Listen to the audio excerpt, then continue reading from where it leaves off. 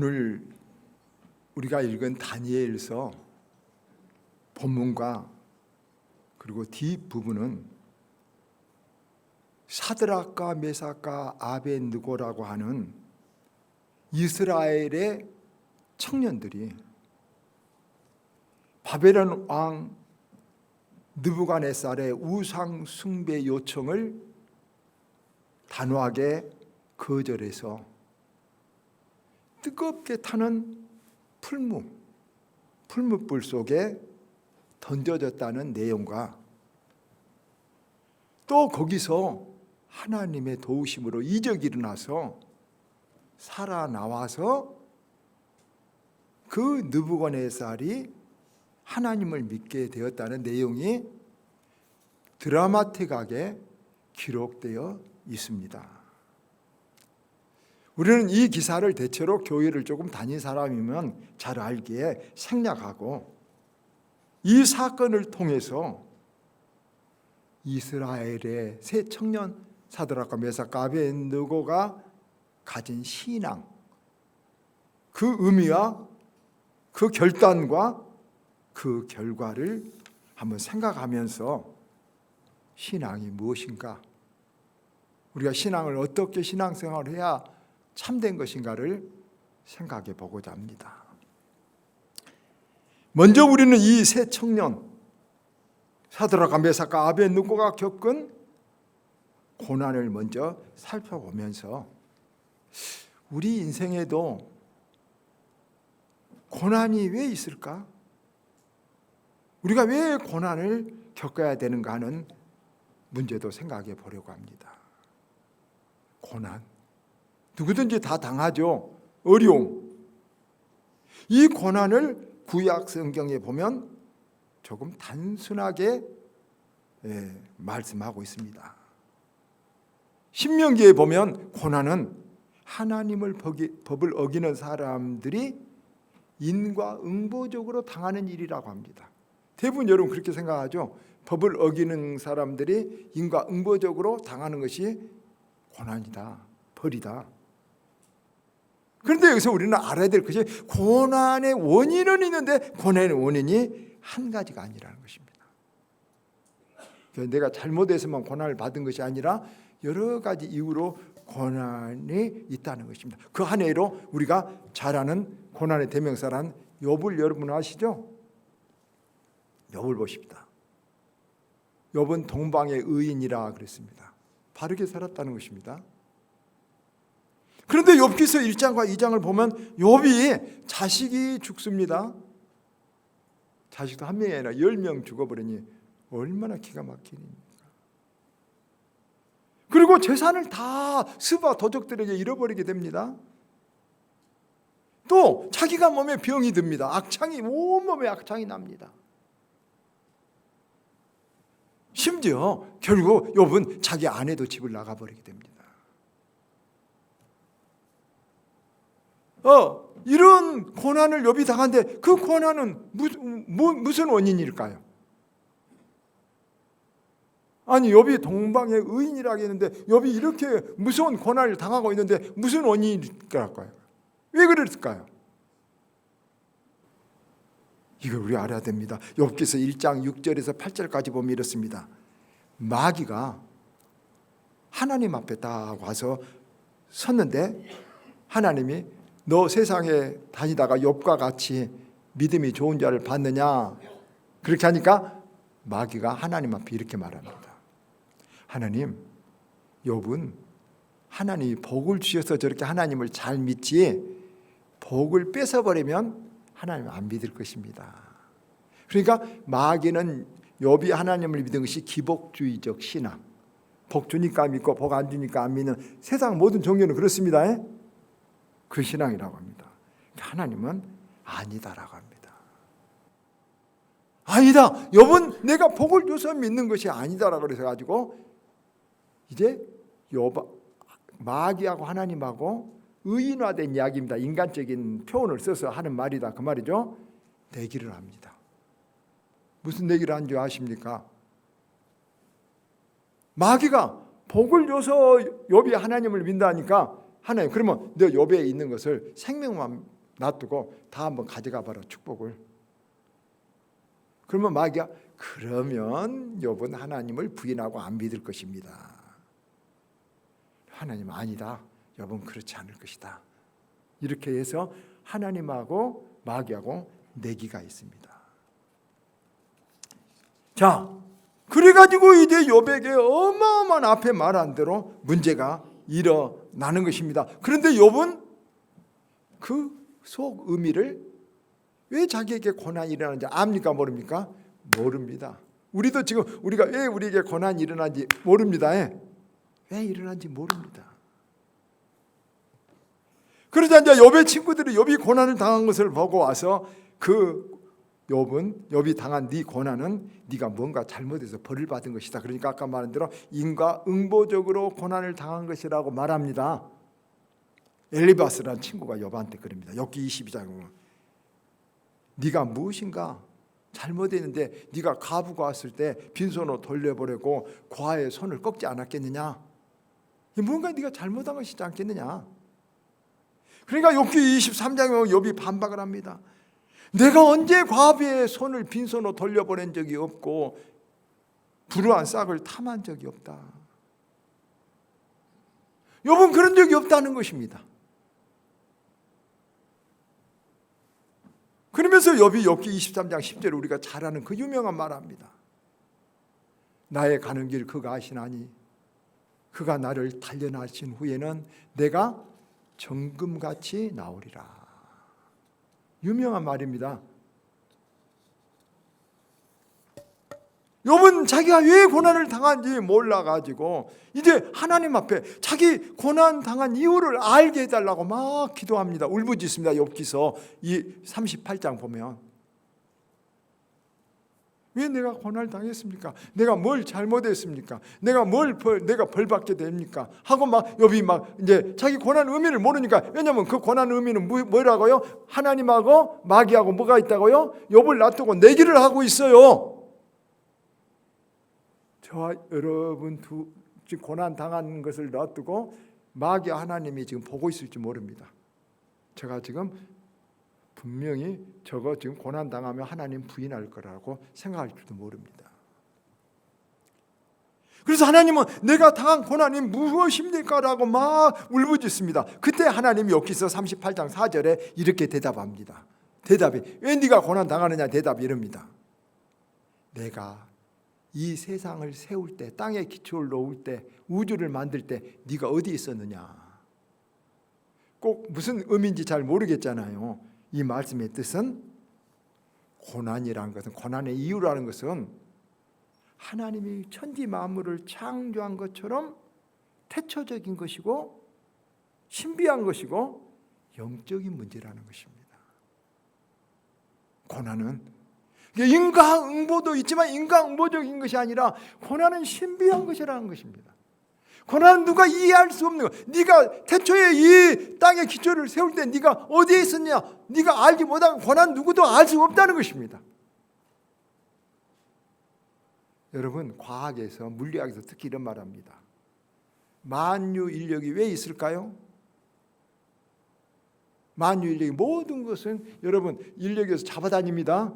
끌어당기는 힘이 있습니다. 왜 있는지 모릅니다. 이런 것들은 여러분 뭐냐 그러면 절대 원리라고 합니다. 절대 원리. 물이 왜 H2O인지를 모릅니다.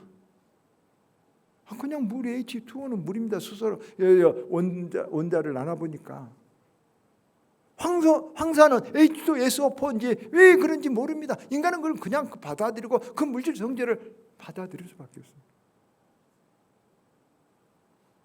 이런 절대 우주의 천재에는 답이 없고 원인도 없고 우리는 그냥 그것을 받아들여야 되는 것뿐입니다. 자, 그러므로 첫째 우리는 이렇게 생각합시다. 고난은 왜 있을까? 내가 잘못해서만 오는 것이 아니라는 거 여러분 아시기를 바랍니다. 잘못해서 있는 것도 있지만은 하나님의 영광을 위해서 한 고난도 있고 다른 사람을 대신 받는 고난도 있고 우리가 알 수 없는 수많은 여러 가지 고난이 있다는 것을 이해하시기를 바랍니다. 그럼 이제 두 번째로 본문의 기사에서 고난과 우리의 신앙의 문제를 어떻게 대응해야 되는가 찾아봅니다. 사드락과 메삭과 아벳느고는 느부갓네살 왕이 금신상 앞에 절하라는 어명을 거절했습니다. 나는 죽을지라도 하나님에 대한 신앙을 지키겠습니다. 우상 앞에 절할 수 없습니다. 그러자 느부갓네살 왕은 화가 났지만 다시 또 한 번 기회를 줍니다. 만약 금신상 앞에 절하지 아니하면 풀무불 속에 던지겠다. 그러니 이제라도 예비해야 하겠다가 여러 가지 악기 소리가 나면 맞춰서 절하라. 이렇게 느부갓네살이 왕이 이 사드락과 메삭과 아벳느고를 회유합니다. 달랩니다. 너희 신앙 굽혀라는 것입니다. 여기에 대해서 이 세 청년은 17절 오늘 이렇게 말하죠.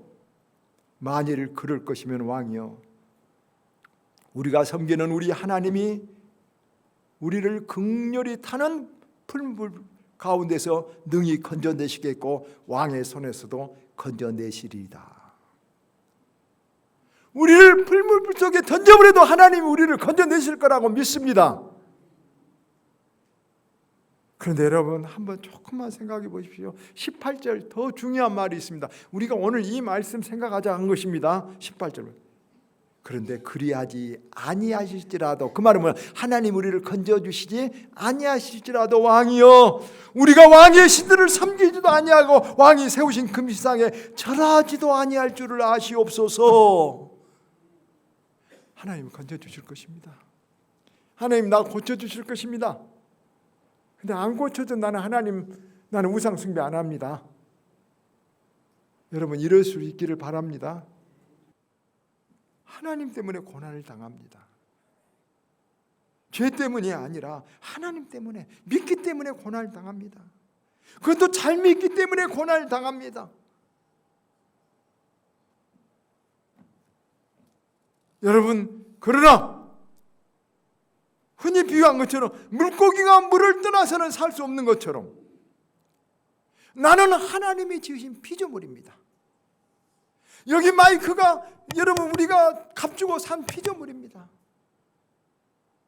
내가 이것을 아껴줄 줄 믿습니다. 그러나 내가 이것을 깨부셔버려도 다른 것으로 바꿔도 내가 불 속에 집어넣어도 할 말이 없습니다. 피조물의 본분인 것입니다. 그래서 사드락과 메삭과 아벳느고는 하나님이 나를 지켜주실 것입니다. 나를 아껴주실 것입니다. 나를 건져주실 것을 믿습니다. 그러나 그리하지 아니하실지라도 이렇게 고백하고 있습니다. 이 그리하지 아니하실지라도 말에는 동요가 있습니다. 두려움도 있습니다. 그렇지만 그래도 나는 하나님 아닌 것을 경배할 수가 없습니다. 그래도 나는 하나님을 배반할 수 없습니다. 이것이 여러분 신앙이고, 이것이 참 신앙이고, 이것이 진리의 신앙이고, 이것이 절대 신앙인 것입니다. 그래서 이 사드락과 메삭과 아벳느고 그리하지 아니할 이 말 속에는 신앙은 현실적인 문제, 축복의 문제, 윤리의 문제도 있지만 신앙이란 원초적인 본질적인 것이요 운명이요 정절이란 뜻이 들어있는 것입니다. 그러므로 여러분 우리도 마찬가지입니다. 하나님이 우리를 건져주실 것입니다. 하나님 뜻은 거기에 있습니다. 우리를 불쌍히 여겨주실 것입니다. 그러나 그리하지 아니하시라도 이 신앙, 이 말을 꼭 빼서는 안 됩니다. 이것이 우리 가슴에 깊이 못 박히는 신앙이 참 신앙, 능력 있는 신앙, 마귀를 물리칠 수 있는 신앙이라는 것을 믿으시기를 바랍니다. 자, 그래서 이제 이 세 청년들은 풀무, 큰 용광로이죠, 용광로. 불을 떼서 막 벽이 온통 시뻘게 불타는 용광로 속에 던져 불을 7배나 뜨겁게 떼라겠습니다. 날름거린 불꽃이 그 옆에 있었던 군사가 그냥 그 불꽃에 타서 죽어버렸습니다. 마치 거기에 던져지면 온 육신이, 생선이 숯불 속에 던져진 것처럼 한순간에 꽂히라 죽어버립니다. 그런데 그런데 그 속으로 여러분 던져버리겠다는데 그리하지 아니하실지라도 하고 신앙을 지킵니다. 여러분. 저는 이 말씀을 묵상하다가 깊은 신앙, 참 신앙이라는 것은 무서운 것이구나, 그것을 깨달았습니다. 그러나 동시에 이렇게 무서운 것이구나 그렇게 깨달은과 동시에 또 이런 생각도 들었습니다. 임마누엘 칸트는 이런 말을 했습니다. 잘 알죠? 세상에서 제일 행복한 사람이 누구냐? 내가 어떤 것을 위해서 생명을 바치도 아깝지 않다는 것을 발견한 사람은 죽어도 좋고 행복하답니다. 칸트, 임마누엘 칸트가 유명한 철학자입니다. 여러분, 생명을 바쳐도 아깝지 않고 좋을 것을 발견했습니까? 임마누엘 칸트는 그것만 발견하면 지금 죽어도 좋다는 겁니다. 그게 진리죠, 사실은. 그건 공자가 말한 대로 아침에 도를 하면 저녁에 죽어도 소원이 없겠다는 그 말과 똑같이 다 통한 것입니다. 사드락과 메삭과 아벤노는 그것을 지금 하나님이 그 진리인 것입니다. 그래서 내가 풀물속에 빠져 죽을지라도 나는 그 풀물 속에 들어가겠습니다. 나는 천국의 백성이 하나님의 것입니다 라고 말한 것입니다. 그래서 이 세 청년은 귀한 목숨을, 가장 귀한 것을 하나님 앞에 다 드립니다. 그리고 이제 다 맡겨버렸습니다. 죽어도 살아도 하나님 앞에 다 맡겨버립니다.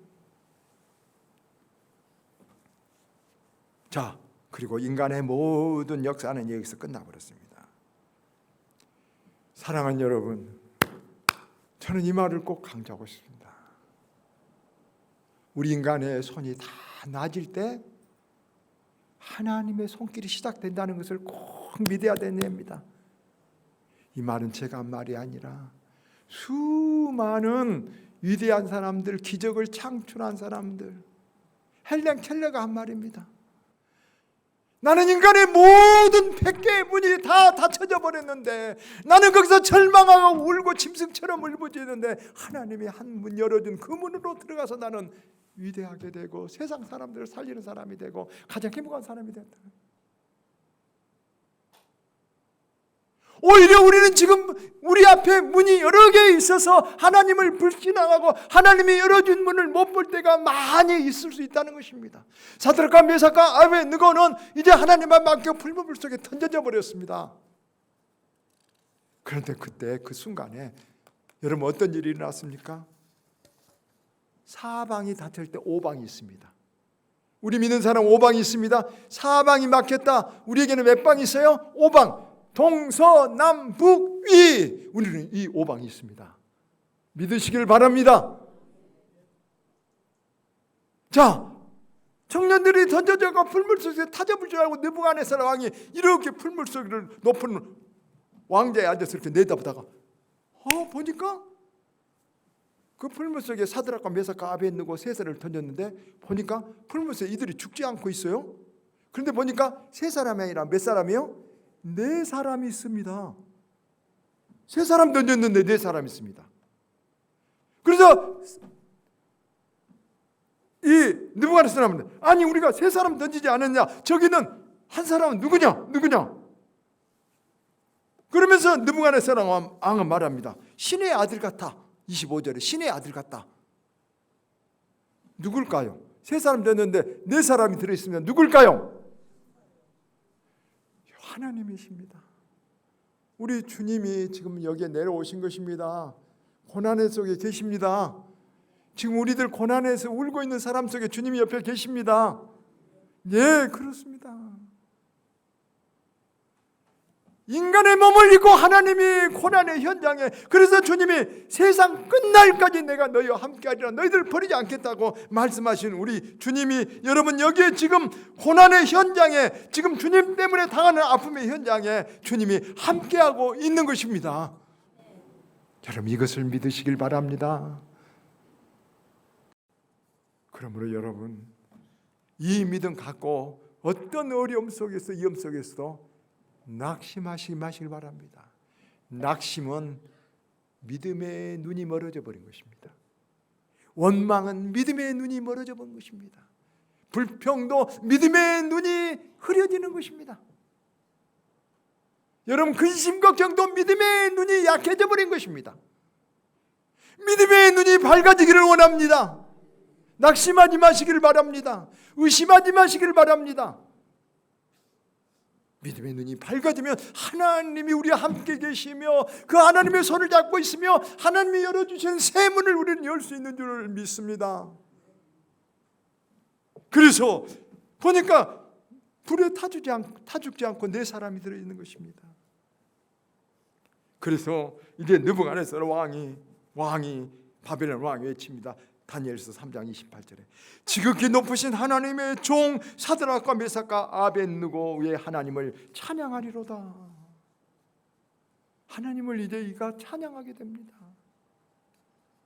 그래서 이 청년은 마침내 구원됐고 느부갓네살 왕이 하나님을 믿는, 하나님께 영광 돌리는 일까지 생겨나게 된 것입니다.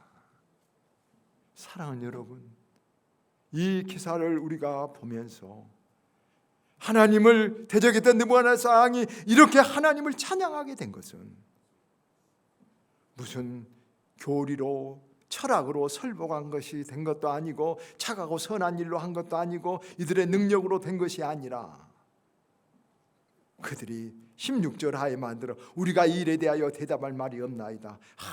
아무 말 없이 묵묵히 불평도 누구 원망도 아니하냐고 하나님만을 위하여 죽겠다고 하는 그 믿음 속에 하나님은 그를 버리지 않고 능력으로 그를 살려 일으켜 주신 줄을 우리는 믿습니다. 사랑하는 여러분, 이 말이 믿을 수 있으면 복됩니다. 우리는 사나 죽으나 하나님의 것이고 하나님의 영광을 위해 살아야 되는 줄 믿습니다. 내 자식이 잘 되길 바라는 것도 내 프라이드, 내 자랑을 위해서 아니라 하나님의 영광을 위해서 내 자식 살려주십시오. 이렇게 기도할 때 하나님 받아주십니다. 내 건강도 여러분 하나님 영광 가리지 않도록 나를 하나님 살려주십시오 할 때 하나님이 나를 붙들어 주신 줄 믿습니다. 우리 하나님 영광 위해서 창조됐습니다. 만물이 그렇게 돌아가고 있습니다. 그러므로 이것을 아는 자가 믿는 자입니다. 그래서 하나님은 믿는 자를 우리 어려움 속에서도 건져주실 것입니다. 그러나 그리하지 아니하실지라도 왕의 금민상에 절하지 말고 하나님을 향한 신앙의 절개를 지키는 자 하나님은 절대 버리지 않습니다. 이 믿음 굳게 가지고 세상에서 자꾸 우리는 하나님의 믿음을 소구하려는 시험해보는 일들이 많을 때 굳건히 하나님 앞에 서서 하나님께 영광 돌릴 때 하나님은 더 크게 영광 돌리도록 축복해 주시고 지켜주시고 우리를 구원해 주신 줄 믿습니다. 그리하지 아니하실지라도 이 믿음이 저와 여러분에게 있기를 주의 이름으로 축원합니다.